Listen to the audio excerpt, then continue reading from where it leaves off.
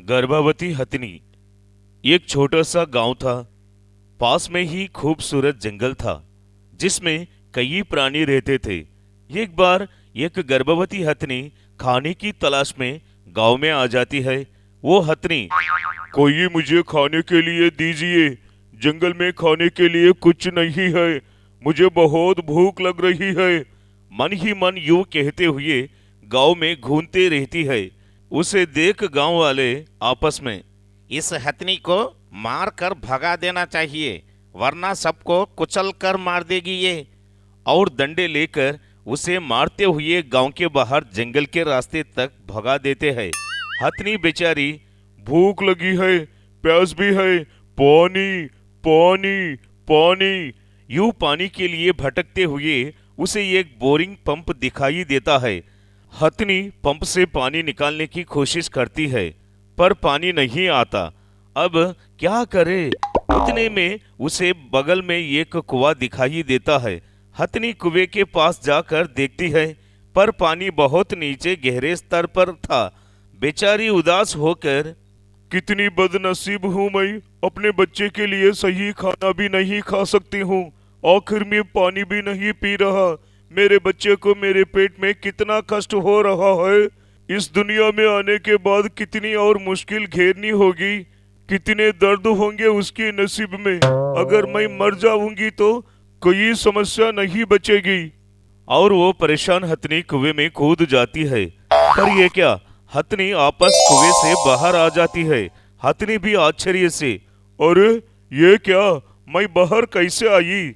और वो दोबारा कुएं में कूद जाती है। हथनी फिर से कुएं से बाहर आ जाती है। अरे ये क्या हो रहा है, मुझे तो कुछ समझ में नहीं आता है। हथनी आश्चर्य से दंग रह जाती है।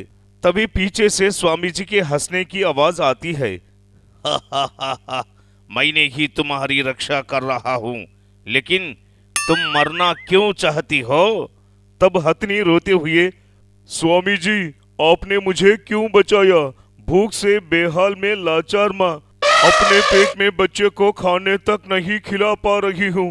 खाने की तलाश में यहाँ आई तो गांव वालों ने भी मुझ पर दया नहीं दिखाई, उल्टा मुझे मार कर गांव से भगा दिया। पहले ही भूख की मारी, उस पे डंडे के मारे पड़ने से शरीर दर्द से टूट जा रहा है, वैसे में जाने की उम्मीद कैसे होगी भला? तब स्वामी जी, तुम गर्भवती हो, लेकिन तुम्हारे बच्चे को मारने का हक तुम्हें नहीं है। आत्महत्या सबसे बड़ा पाप है। रही बात इन गांव वालों की, इनमें दिखा देता हूँ कि भूख क्या होती है, प्यास लगने पर पानी नहीं मिलने से क्या होता है, उन्हें समझना ही होगा। मैं इस गांव को श्राप देता हूँ, इस गांव के नदी, झरनी, कुएं सारे सूख जाए। किन हाथों ने तुम्हें मारा है, वो ही हाथ तुम्हें खाना खिलाएंगे, और हाँ, जो तुम्हें खाना खाएंगे उनके प्रति कृतज्ञता व्यक्त करने के लिए तुम्हें इन बोरिंग पंप से उन्हें पानी दे सकती हो। सिर्फ तुम्हारे चलाने से ही ये पंप चलेगा और उसमें से पानी आएगा। इतना ही कहकर स्वामी जी गायब हो जाते हैं। उनके श्राप से गांव के तालाब, नदी, झरने सब सूख जाते हैं। गांव वालों ने पानी के लिए मोहताज हो जाते हैं।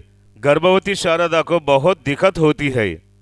हे भगवान, ये कैसी दुविधा है, मेरे पेट में बच्चे को पानी भी नहीं मिल रहा है, मैं क्या करूं?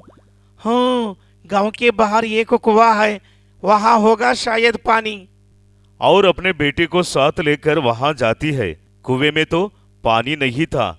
उतने में उसकी नजर बोरिंग पंप पर पड़ती है। वो कोशिश करती है पर पानी नहीं आता। उतने में शारदा का बेटा हथनी को देख, हाँ, हाथी, हाथी। उसके हाथ में जो केला था वो उसे खिला देता है। शारदा उसे देख डर जाती है, बच्चे को हथनी से दूर कर लेती है। हथनी मन ही मन सोचती है, इस बच्चे ने मुझे केला खिलाया, मुझे भी इसकी मदद करनी चाहिए, इसकी माँ भी मेरी तरह गर्भवती है। हथनी घड़ा लेकर बोरिंग के पास आती है और बोरिंग चलाकर पानी से भरा घड़ा उन्हें दे देती है। ये अजूबा देख शारदा दंग रह जाती है। अरे ये क्या, मैंने चलाया तो पानी नहीं आया, हथनी ने चलाया तो घड़ा भर गया, ये कैसे होगा। और वो दोनों घर चले जाते हैं। तब गांव वाले, शारदा, गांव में तो सूखा है, फिर पानी कहाँ से लाई हो। तब वो उन्हें सारी कहानी बताती है। वो सुनकर सरिता ने भी घड़ा लेकर कुएं के पास जाती है। सुनो, मेरे घर में छोटे छोटे बच्चे हैं, पानी के लिए तरस रहे हैं, क्या तुम्हें मुझे एक घड़ा पानी दे सकती हो। तब हथनी यूं ही देखती रहती है। मैं तुम्हें खाने के लिए फल दूंगी। सरिता की बात सुनकर हथनी सिर हिलाती है। रुको, मैं अभी घर जाकर तुम्हारे लिए फल ले आती हूँ। सरिता दौड़कर घर जाकर हथनी के लिए फल ला लेती है। हथनी को खिला देती है। हथनी ने बदले में पंप चलाकर उसे पानी देती है। सरिता उसे धन्यवाद करके घर चली जाती है। धीरे धीरे ये बात गांव में फैल जाती है। सारे लोग हथनी को फल खिलाकर पानी ले जाते हैं। हथनी मन ही मन, स्वामी जी, आपकी बात सच हो रही है, सब लोग मुझे खाना खिलाकर पानी ले जा रहे हैं, मुझे खाने को मिल रहा है, मेरा बच्चा भी स्वस्थ है, आप ना होते मैंने ही मेरे बच्चे की हत्या की जिम्मेदारी होती थी, मैं आपका ये एहसान कभी नहीं भूलूंगी। और वो रो देती है। गांव वाले पंप के साथ कतार में खड़े हो जाते हैं। सारे हथनी को कुछ ना कुछ आहार देकर पानी ले जाते हैं। इस तरह हथनी अपनी भूख मिटा लेती है, खुशी से रहने लगती है। इस तरह हथनी ने कुछ ही दिनों में एक छोटा सा हाथी की जन्म देती है। इस तरह बहुत खुशी से रहती है।